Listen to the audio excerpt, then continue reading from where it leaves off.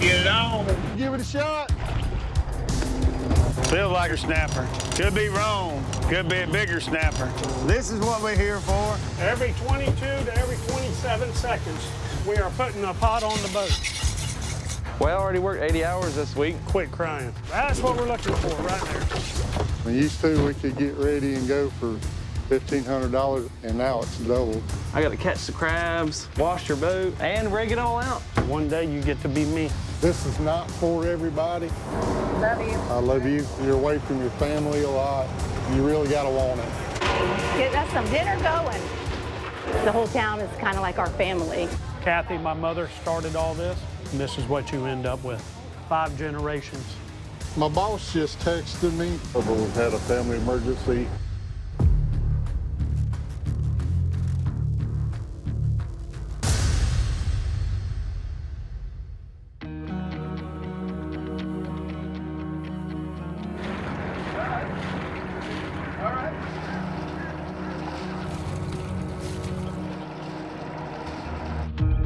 All right, guys, y'all got everything you need? Yes, sir. We got our groceries, we got our cleaning supplies, we got all our tackle, we got our bait.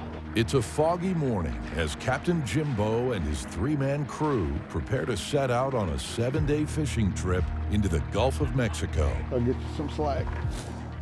When used to, we could get ready and go for $1,500. That was our groceries, our tackle, our fuel, and now it's doubled. It's about $3,500 sometimes.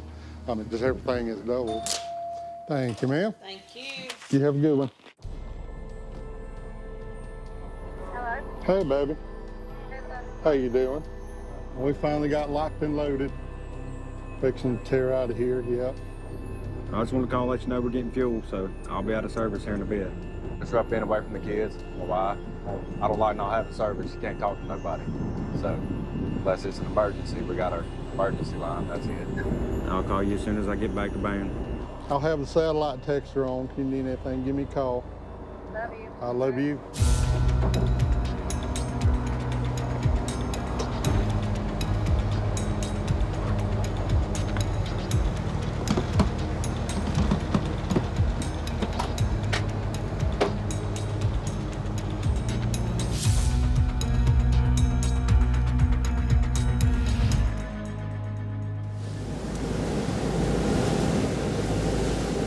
When the captain pulls up on a spot, we need to have a bait on our hook, new line, we need to have a new leader. We need to be ready for that big fish because that's what we're after. I say most of the time that's probably what you're doing is prepping for the next spot. Sometimes you get lucky and you get a big old fish, 100-pounder. In a trip, we probably go through about 200 rigs. And then that's my leader. And that's one ready.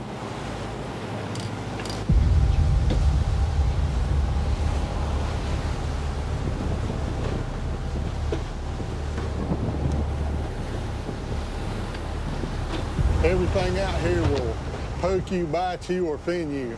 You definitely got to be on your toes out here and pay attention to what's going on around you. Statistically, commercial fishing is one of the most dangerous jobs in the world.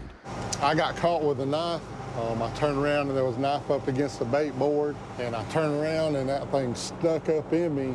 And when I pulled it out, blood just started pouring out. We couldn't get it to stop bleeding, and the Coast Guard had to come out from the chopper and pick me up. And the longer hours you put in, the tireder you get. I try to tell these guys, slower is faster. Watch your buddy next to you, what's going on, watch them lines. It takes a split second, something to wrap you up. Them bandits don't play. They could pop a lead off and that hook come up through the line, and if they grab you, they're not going to stop. An important tool for commercial fishermen is what is known as the bandit. It's a mechanical reel loaded with up to 1,000 feet of monofilament line. It's designed to retrieve loads of heavy fish to the surface. The reel uses a strong fiberglass arm and pulley system to distribute the force of the load. It's pretty dangerous. That line, it can almost break your shoulder bone because it almost did mine. I had a 500-pound fish up there. That thing was all bowed down all the way to the boat. But them things can hold a lot of weight, a lot of weight. 1,000 pounds? Yeah. Being so far from land makes these fishing trips very weather dependent. If the crew gets caught in a bad storm, there is no place to go.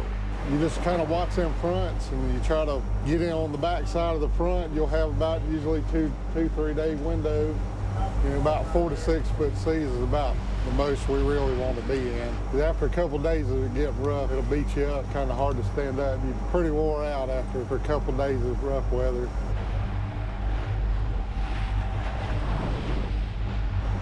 We have to catch probably about 1,000 pounds of fish a day in that time.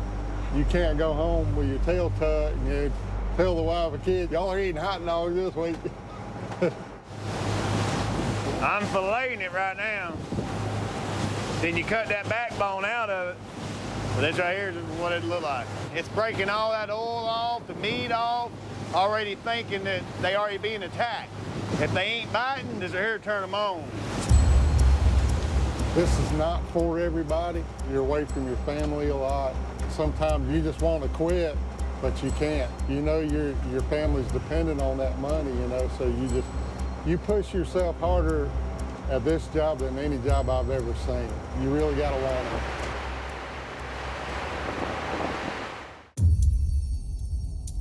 it. Your call has been forwarded to voicemail. The person you're trying to reach is not available. At the tone, please record your message. Little Tommy Jr. supposed to be here to help me. He must have had too hard of a day and overslept this morning. Morning. Man, what happened to you? Well, I already worked 80 hours this week. Quit crying. Come on, we're gonna change this wire and stuff on this boat, get it fixed. We're about an hour and a half late, but it's right on his schedule. Tom Willits' 34-foot crab boat, the Sweet Melissa, is not making money because the piece of equipment that pulls traps, known as a hauler, is busted. This 3-acre crab compound is where Tom and his wife Melissa run their family crab business. Yeah, I think these might cut it. It's here that traps are born, crabs are cooked, orders are filled, and yeah, boats are fixed. What, the old wire just get burned out in the middle? Yep, corroded right through. This thing right here pulls gear off of the bottom of the ocean.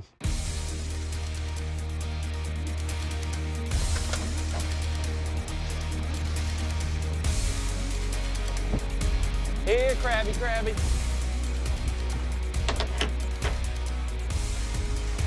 There we go. That's what they call a Tommy trap right here. That's right. Woo! Every 22 to every 27 seconds, we are putting a pot on the boat. So we start early in the morning, how we can pull 800 of them in a day's time. That's what we're looking for right there. The only way that you can average that, though, is being able to turn that much gear that fast. The hauler is 200 horsepower of electric muscle that can snatch a 70-pound trap from 40 feet of water in 30 seconds. First used in the 1950s to pull lobster traps in the Northeast, today the hauler is a must for pulling traps with speed and efficiency. The hauler allows the crabber to pull more traps. That means more crabs. And more crabs means more money. Traditionally, crabbers can never afford to go to the marina. One, we can't afford for the boat to set for 3 weeks to get our turn. We have to go. We've got to go every day. For some reason, the only time you break down is when the damn crabs are there. You can't let these boats break down. Otherwise, a week's time could be your salary. Right now, we're rewiring this pot hauler. It is corroded to no end. Yeah, definitely got to check the maintenance on this stuff all the time with the saltwater corrosion. Saltwater and metal don't get along. The combination of moisture, oxygen, salt, and sodium chloride causes metal to rust and become weak. Corrosion, saltwater, lack of maintenance, not staying up with it. The hotter that wire it gets, the more it breaks down over time. You ain't gonna blame that one on me, are you? Yes, I am. I got to catch the crabs, wash your boat, everything. And rig it all out. One day you get to be me and have to take the polarity off that side over there, off that battery. 3 most important things of the boat would be the motor, the hauler, and then the captain. And as they say, we can get a new captain. Motors and haulers are hard to come by.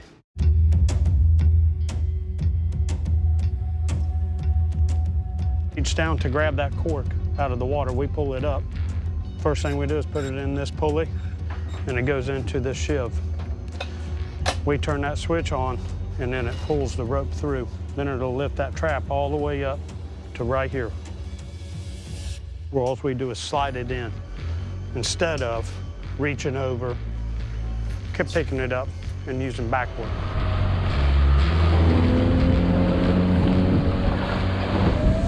There is a rhythmic dance between the crabber and the hauler, and over time, they become one. You get your hand caught through here, it'll take off all your fingers. You get it caught up in here, it'll smash it, break it. And we just had that, a brand new deckhand on the boat down in Cedar Key. First day on, last day on. Now he's without a hand. Greenhorn, not knowing what he was doing, but thought he knew everything. Very dangerous. Me and my dad's relationship, it's definitely gotten better through the years, but we used to butt heads all the time. A lot of fighting and arguing, but the older he gets and the older I get, we finally have a mutual respect for each other where we just get along a lot better, and now we're basically like best friends, and we're definitely thankful for that. All right, hook your red one up, Thomas.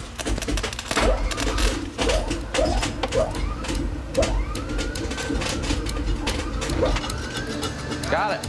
Like new. And we're back live, girls. Back to work.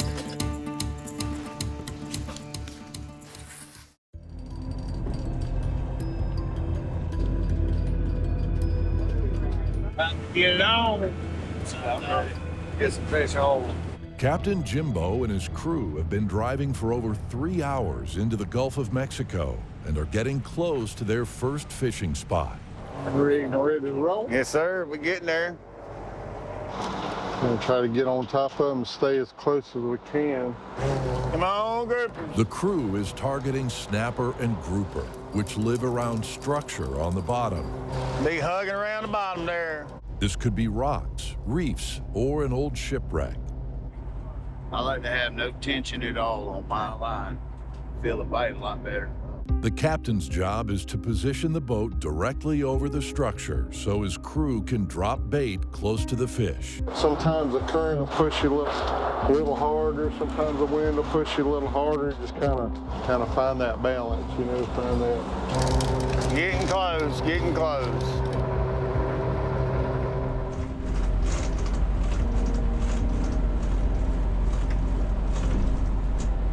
All right, guys, give it a shot.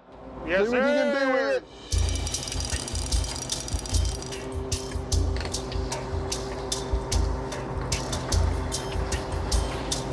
And bite, Mitch. Huh? Josh? You had a bite?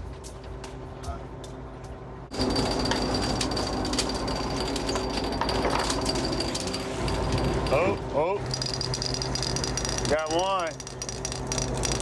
Got one on. Get them going, Chris. I ain't got another one on. Get them going. Got double trouble. There you go. That's Got it. another one on, Cal. Get them fired up. Way on the board. Yeah. Come on, get him. Gag. Big. The black grouper. It's gag. It's gag.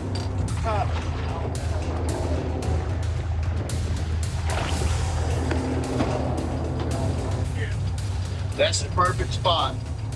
They don't fight much. Grouper are good, but the crew is targeting the prized red snapper.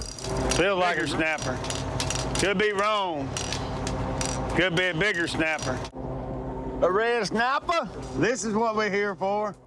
To quickly and humanely kill the fish, Jimbo's crew uses a Japanese method called ikejime. It involves inserting a sharp spike into the fish's brain.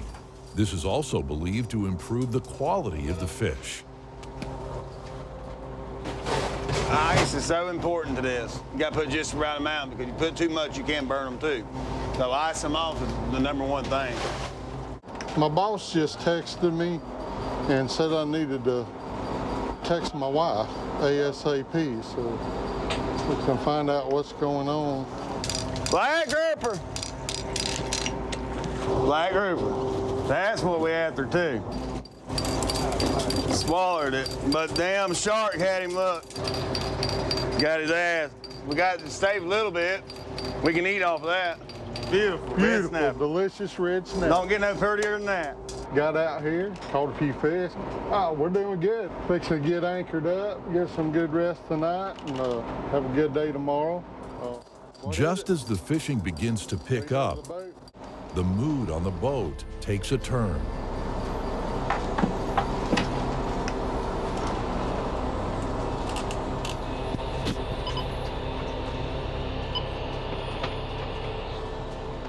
I'm sorry we got to cut this short, but we've had a family emergency at home, and family is first. Much as I'd like to, we're going to have to cut the trip short.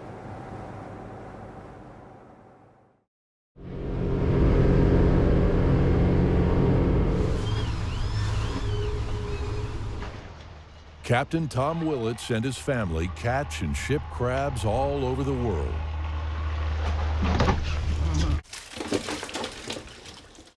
But many of the crabs they catch are sold in their family restaurant.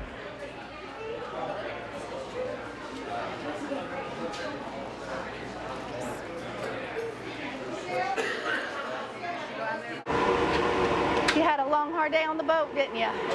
Get us some dinner going.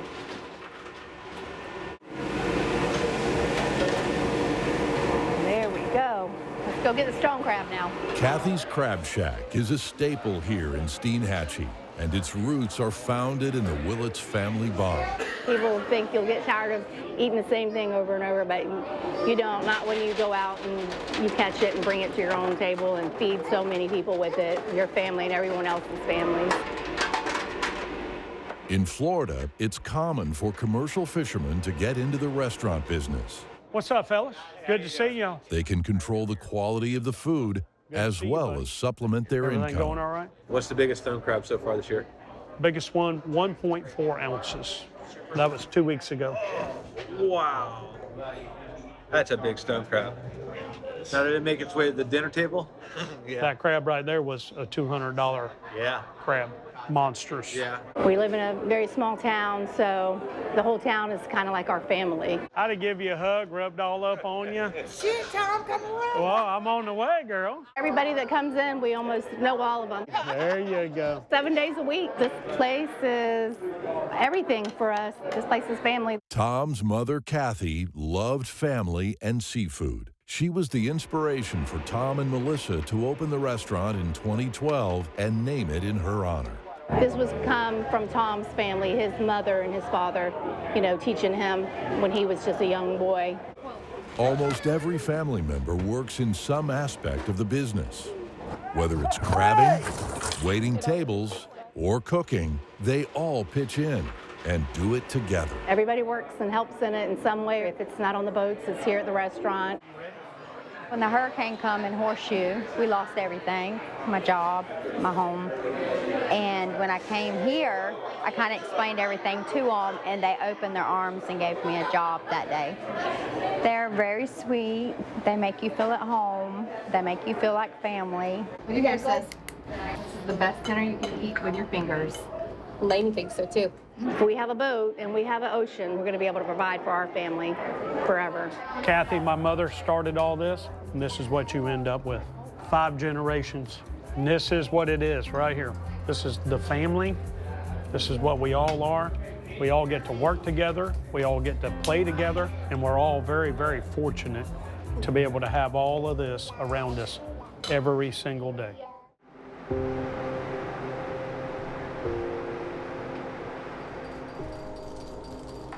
Captain Jimbo got word that his daughter and his 2 grandchildren were in an automobile collision and were being airlifted to a hospital in Pensacola. It would take Captain almost 7 hours to get to his family. We had 3 hours back to the dock. We're on a boat that goes 7, 8 knots. It was torture. Another 2 hours to drive home, and then had 2 hours to Pensacola. And to top it off, we'd been up since 4 o'clock the morning before. That was the longest, scariest ride I've ever had.